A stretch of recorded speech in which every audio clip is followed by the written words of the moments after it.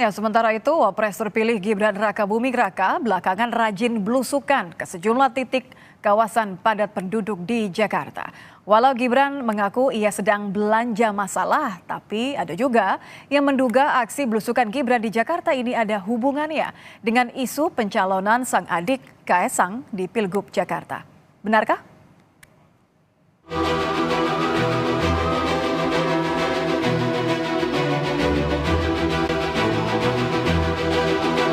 Iya, ini salah satu. Ya, ini termasuk belanja masalah. Ya, intinya saya sudah izin kepada Pak PJ Gubernur untuk belanja masalah dan beliau sudah mengizinkan. Urusan mencalonkan itu juga urusan partai politik. Saya bukan ketua partai.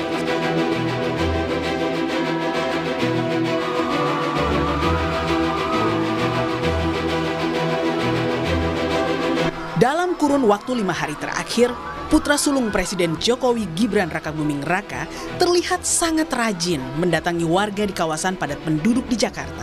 Dan tentu sambil membagi-bagikan susu kotak dan buku.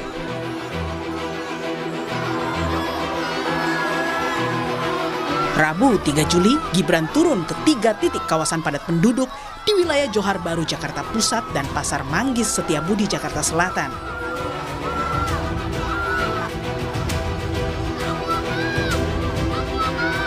Kali ini, Gibran datang ditemani selebritas Raffi Ahmad yang namanya masuk bursa di Pilkada Jateng dan Kabupaten Bandung Barat.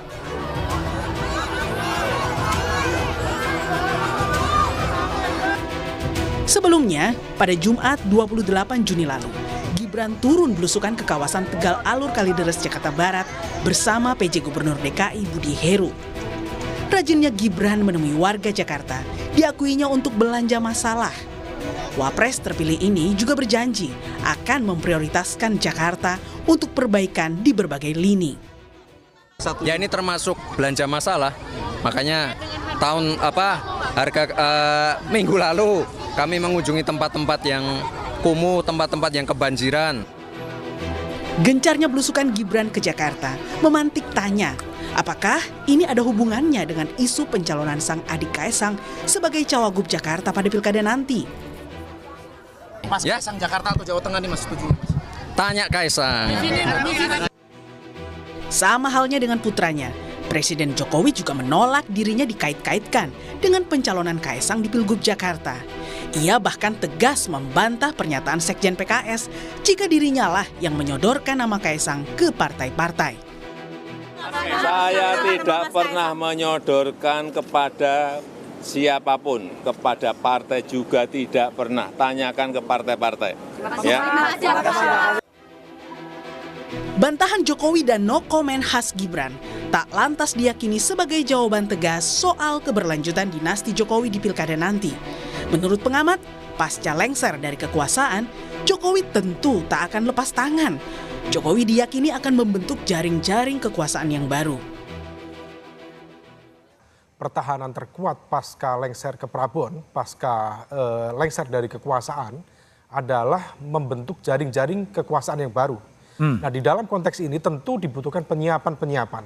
Nah, dalam konteks proses menuju ke sana tentu Pak Jokowi tidak akan lepas tangan dari upaya untuk mengawal proses sekaligus juga menata apa yang sudah diniatkan, apa yang sudah dihajatkan.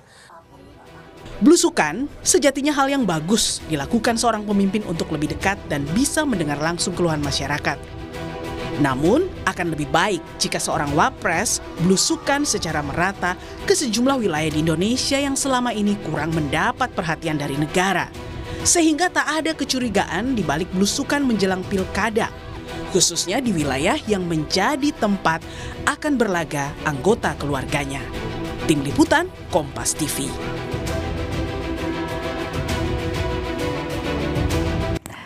Ya, lalu benarkah rajinnya Gibran ini belusukan ke Jakarta ada kaitannya dengan isu pencalonan Kaesang di Pilgub Jakarta?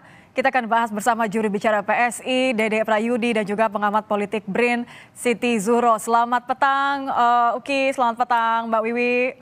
Ya, selamat petang, Mbak.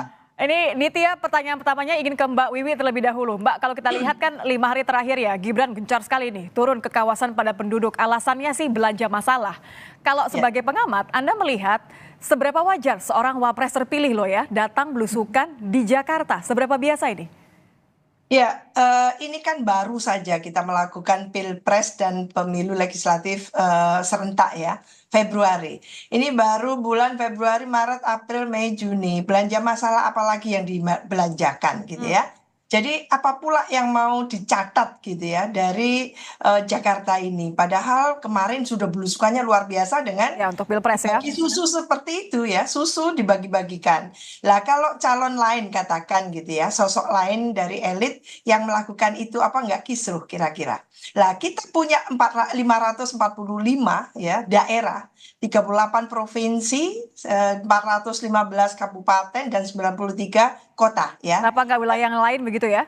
Iya, jadi mampu nggak belanja masalah ini karena pilkadanya serentak ya di 545 daerah. Lah kalau ada konsistensi gitu ya, ada komitmen untuk belanja masalah, atensi kepada semua daerah, mestinya dilakukan saja itu. Bagaimana ke daerah-daerah dengan alasan belanja masalah dengan membagikan susu ke semua daerah-daerah, minimal di provinsi seluruh Indonesia. Oke, jadi kalau analisa Mbak Wiwi ini tidak sekedar belanja masalah seorang wapres terpilih, kira-kira apa kemungkinan lainnya? Belanja Iya. untuk siapa mungkin pertanyaannya? Ya, dalam politik itu tidak ada yang tidak mungkin ya. Apalagi kita harus lugas dalam hal ini. Dalam politik tidak ada yang tidak mungkin dalam keadaan Indonesia di mana hukumnya seperti ini, lembek seperti ini. Menurut saya apapun ya, manuver politik apapun dimungkinkan.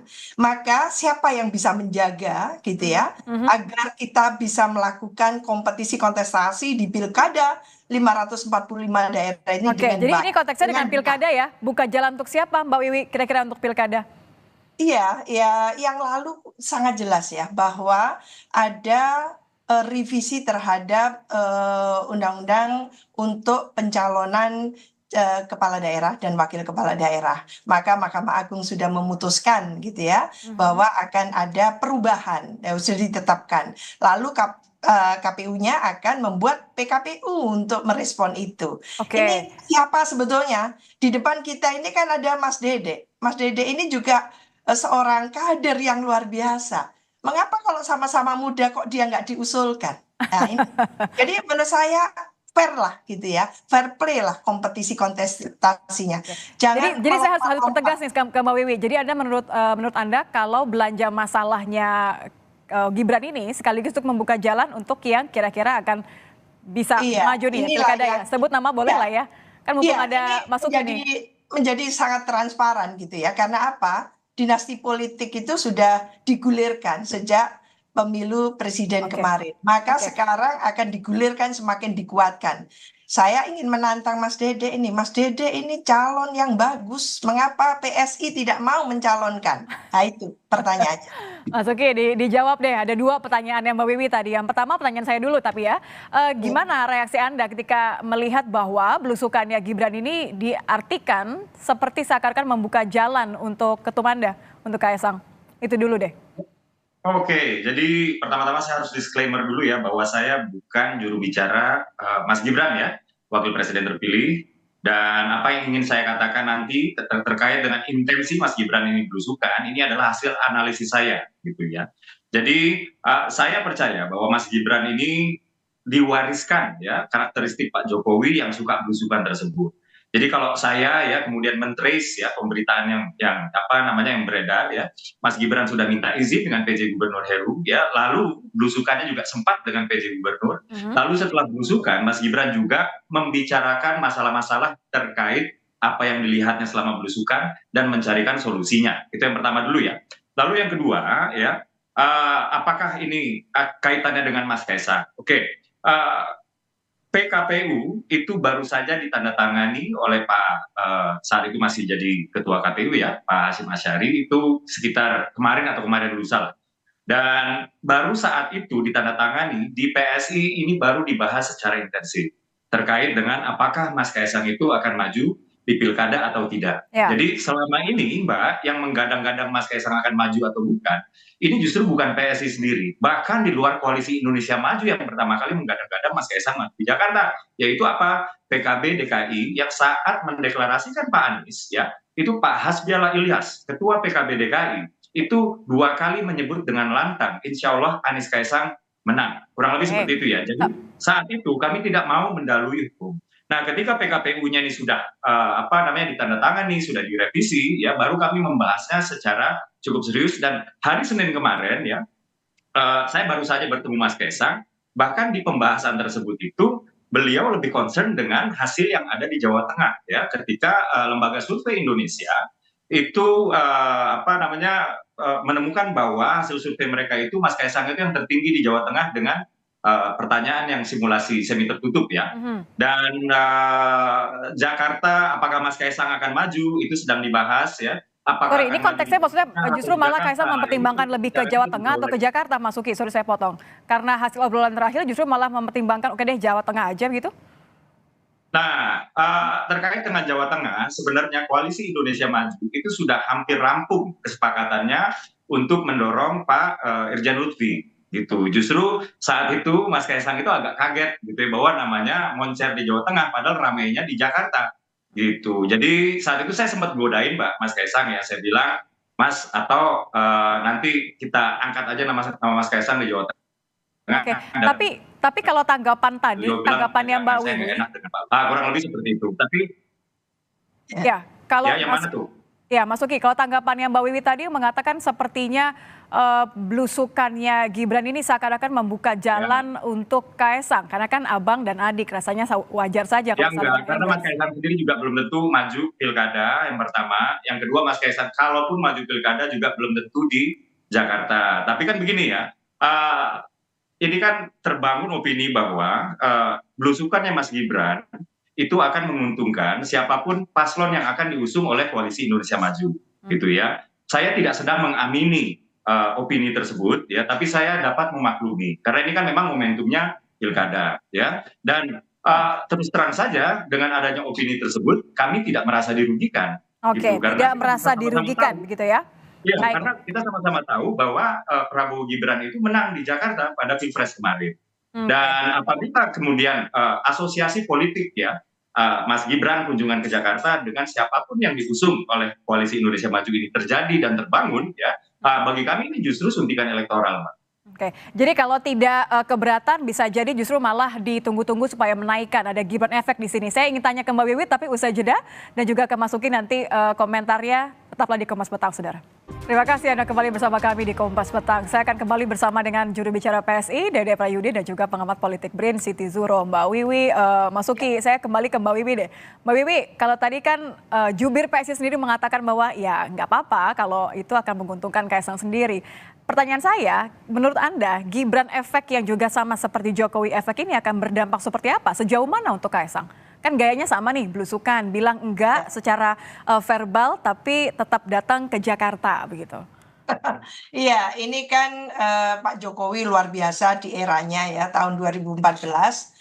Sekarang ada Gibran yang katanya itu mirip sekali dan sebagainya. Dan itu dibuktikan gitu ya, dengan kemenangannya di Pilpres kemarin gitu. Dan sekarang ingin meyakinkan daerah-daerah tertentu yang menjadi katakan fokusnya atau perhatian dari tentunya ya, bukan hanya oleh Gibran, oleh Pak Jokowi, itu seolah ya ini akan mendapatkan efek. Jadi keyakinan-keyakinan yang dibangun seperti itu yang membuat sebetulnya politik dan demokrasi kita itu tidak pasti. Tapi beralasan kan Mbak Wiwi, keyakinan ini kan terbukti sudah iya, hanya hasilnya. Popularitas, tapi jangan lupa loh, Mas Kaisang sendiri yang mengatakan bahwa popularitas dan elektabilitas sangat tidak cukup, membutuhkan etos kerja. Saya tahu yang dimaksudkan itu kinerja. Jadi kompetensi, profesionalitas dari calon, kriteria calon yang kompeten gitu ya. Yang itu yang diharapkan. Jadi sebetulnya rekam jejak begitu ya, pengalaman iya, mungkin sebelumnya sebagai kepala daerah dan sebagainya. Jadi udah dijawab sebetulnya oleh Mas Kaisang. Cuman sekarang masalahnya kita ya, baik itu masyarakat luas, publik luas maupun partai politik itu sedang membangun apa di pilkada ini gitu ya. Apakah betul-betul inline berpihak untuk menghadirkan gitu ya calon-calon yang qualified untuk provinsi, untuk kabupaten dan seterusnya sampai ke kota gitu ya. Jadi artinya kita akan memiliki gubernur yang bagus, yang berkualitas dan juga bupati yang oke dan wali kota yang oke. Dan tolong karir itu tidak bisa lompat. Dalam ilmu eksekutif itu butuh pengalaman. Pak Jokowi saja mulai dari Solo dulu, provinsi dulu, lalu baru di Pilpres. Lah ini kan kalau Mas Kaisang tidak pernah ikut yang namanya pilkada di level. Tapi kan sering muncul Mbak Wiwi, ini jangan-jangan memang untuk menghadapi tantangan dari popularitas seorang Anies Baswedan yang merupakan mantan gubernur, juga sama-sama sudah lebih dikenal. Mungkin memang butuh strategi itu, Gibran dan Jokowi. Mestinya Pak Jokowi punya calon yang setara dong, gitu. Setara seperti Mas Ridwan Kamil, itu baru setara gitu ya. Wah, ini kompetisi kelas berat, bukan kelas berat melawan kelas bulu, jangan gitu. Jadi timpang nanti. Tapi kan survei kemarin di Jawa Tengah tinggi loh, meskipun nggak ada rekam jejak tapi tinggi. Ini Mas Uki boleh agak berbangga hati sedikit nih. Iya. Ya, Mas Uki, gimana kalau melihat memang jangan-jangan ini Gibran efek adalah jalan ninjakunya Kaisang atau? Ya, halo. Ya, Mas Uki. Apakah sambungan saya aman? Ya. Suara saya jelas? Sebenarnya hal yang biasa ya.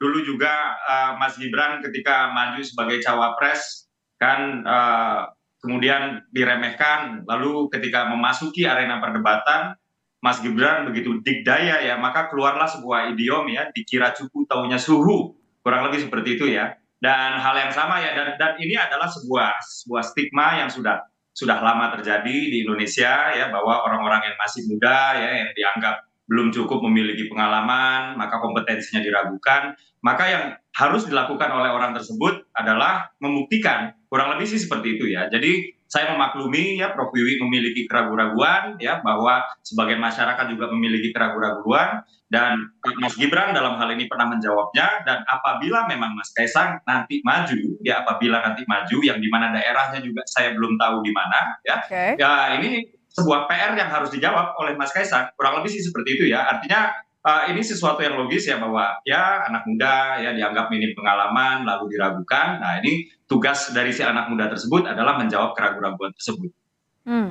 Oke. Saya kembali ke Mbak Wiwi. Mbak Wiwi, kalau terlepas dari nanti ya, apakah di Jakarta saingannya siapa atau mungkin Jawa Tengah yang kira-kira popularitasnya lebih tinggi tadi menurut Mas Uki, tapi kan tidak bisa dilupakan bahwa Presiden Joko Widodo yang juga ayahnya Kaisang ini akan lengser Oktober. Pilkadanya November. Nah, apakah Gibran ini jangan-jangan menjadi jembatan untuk 1 bulan nanti? Berpengaruh nggak menurut Anda? Iya, tetap saja Indonesia itu tidak hanya mengandalkan sistem, tapi juga leadership kan gitu ya. Ini contoh yang sangat konkret ya. Kalau di negara yang sudah mantap ya, pemerintahan dan demokrasinya itu siapapun yang memerintah itu kan mengikuti sistem. Kalau di Indonesia tidak, sistem ada tapi kalau sosok pemimpinnya tidak ingin memajukan negaranya atau katakan melakukan berbagai katakan gitu ya, distorsi dan penyimpangan pelanggaran, ya bisa terjadi seperti itu. Lah tidak ada keterikatannya seperti itulah. Kita sangat was-was karena bagaimanapun juga kekuasaan ini sangat membius. Kekuasaan ini menggoda. Jadi siapapun yang berkuasa pasti akan powerful, Mbak. Menurut saya. Jadi katakan Pak Jokowi sudah purna bakti Oktober nanti, lalu pilkada ini tanggal 27 November. Berarti kan sebulan lebih setelah itu. Iya, kan tanggal 22 ya. Jadi tanggal 20 kalau nggak salah pelantikan presiden wakil presiden, maka pilkada itu sebulan lebih, mungkin sekitar 30 hari lebih ya, 35 hari apa seperti itu, baru pilkada. Apakah lalu ada pengaruhnya? Sisanya masih kuat pastinya gitu ya. Belum sampai 1 tahun soalnya, baru beberapa hari lah, katakan puluhan hari. Pasti akan ada pengaruhnya yang luar biasa, dan tentu dalam hal ini Gibran akan all out gitu ya. Kalau memang nanti PSI mengusung Kaisang, apakah itu akan main di dua kaki di Jakarta atau di Jawa Tengah? Kalau nanti prospektif di Jawa Tengah, pastinya akan dibawa ke Jawa Tengah. Kalau di Jakarta ini berat ini yang dihadapi. Kan sudah dapat masukan dari survei utamanya itu yang mengatakan ikan hiu dan sebagainya itu kan. Jadi di Jakarta memang berat. Bahwa bagaimana membius orang Jakarta, masyarakat pemilih Jakarta gitu ya, untuk memilih seorang yang baru datang tanpa ada pengalaman apapun. Itu sulit sekali Mas Dedek menurut saya. Jadi Indo akan tantangannya luar biasa. Mungkin kalau di Jawa Tengah gitu ya, yang sudah diantisipasi bahwa kemungkinan kecenderungan dari Mas Kaisang itu katakan gitu ya tinggi keterpilihannya, tapi tidak jaminan sama sekali hasil survei itu. Oke, dengan tidak adanya jaminan, saya ke Mas Uki lagi, dengan tidak adanya jaminan, tapi toh sebenarnya ada juga potensinya seorang Kaisang Ketum PSI untuk maju baik di Jakarta maupun juga di Jawa Tengah. Anda melihatnya bagaimana Mas Uki dengan pendapat atau penilaian bahwa wah Kaisang ini nampaknya memang butuh dukungan dari sang abang dan juga bapak nih, Gibran dan juga Jokowi. Oke, saya harus klarifikasi dulu ya terkait dengan mungkin yang pernah di-statementkan oleh Sekjen PKS yaitu Pak Abu Bakar ya, bahwasannya Pak Jokowi menyodor-nyodorkan nama Mas Kaisang ke partai politik gitu. Ya, sudah dibantah tapi kan? Saya dapat pastikan bahwa apa yang disampaikan oleh Sekjen PKS tersebut tidak benar, keliru dan cenderung tendensius, yang menurut kami itu adalah sebuah tuduhan fitnah yang cukup jahat lah, kurang lebih seperti itu ya. Justru sebaliknya Mbak, ya justru sebaliknya bahwa masyarakat misalnya yang di Kota Bekasi mendaftarkan nama Mas Kaisang di PKB Kota Bekasi ya. Lalu ada juga partai politik ya PKB DKI itu ketua PKB DKI memention nama Mas Kaisang sampai 2 kali seperti yang saya katakan tadi. Lalu kemarin ya ketua Nasdem DKI juga sudah mengatakan Mas Kaisang bagus untuk maju di Pilgub gitu ya. Mas Bibi yang mengatakan ini, lalu juga Pak Zulhas. Jadi adalah sebuah kekeliruan yang tidak berdasar apabila dituduhkan Pak Jokowi menyodor-nyodorkan nama Mas Kaisang gitu ya. Nah, terkait dengan pertanyaan tadi ya, apakah akan di Jawa Tengah, apakah akan di DKI Jakarta? Nah, ini masih abu-abu karena apakah Mas Kaisang akan maju atau tidak saja ini masih intensif dibahas sekarang. Dan nunggu apa sampai yakin? Pembahasan ini nggak hanya di internal PSI, Mbak, karena ini kami bertekad untuk menjaga kekompakan dan soliditas Koalisi Indonesia Maju. Tadi sempat agak terpotong ya ketika saya bicara, yaitu apa? Koalisi Indonesia Maju di Jawa Tengah itu sudah hampir 100% membangun kesepakatan untuk memajukan Irjen Lutfi di Jawa Tengah. Nah, tentunya ya apabila nama Mas Kaisang ini masuk lagi ke bursa Jawa Tengah, pembicaraan dan kesepakatan di Koalisi Indonesia Maju ini akan mengalami kemunduran, kurang lebih seperti itu. Jadi semuanya masih serba belum tentu untuk saat ini ya. Jadi apakah Mas Kaisang akan maju atau tidak aja ini masih belum pasti, apalagi ketika kita berbicara majunya di mana, kurang lebih seperti itu ya. Nah, untuk di DKI sendiri ini kan tentu konfigurasi politiknya, chemistry antar paslon dan lain-lain, ini kan diperhitungkan gitu. Jadi kami juga menghormati rekan koalisi kami yaitu Gerindra ya yang ingin memajukan Kang Emil. Kurang lebih seperti itu. Jadi sekarang ini masih serba masih dibahas, Mbak. Jadi tapi kan Gerindra bilang kalau Kaisang mau ya sudah lanjutkan saja.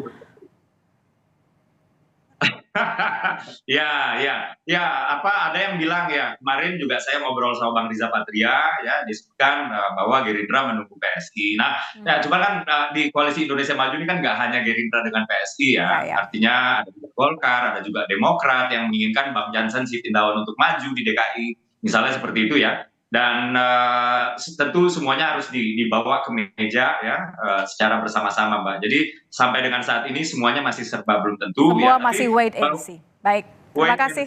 Ya, betul, tapi yang jelas kami membahas ini secara bersama-sama ya, baik itu di internal PSI maupun dengan Koalisi Indonesia Maju, karena kami percaya bahwa ya Jakarta itu adalah area strategis yang dimana patut kita konversikan kemenangan kita di Pilpres kemarin ke Pilkada di Jakarta salah satunya. Oke, terima kasih Pak Suki, juru bicara PSI dari Prayudi, dan juga Mbak Wiwi. Mungkin kita bisa bawa ini ke percakapan lain lagi. Terima kasih.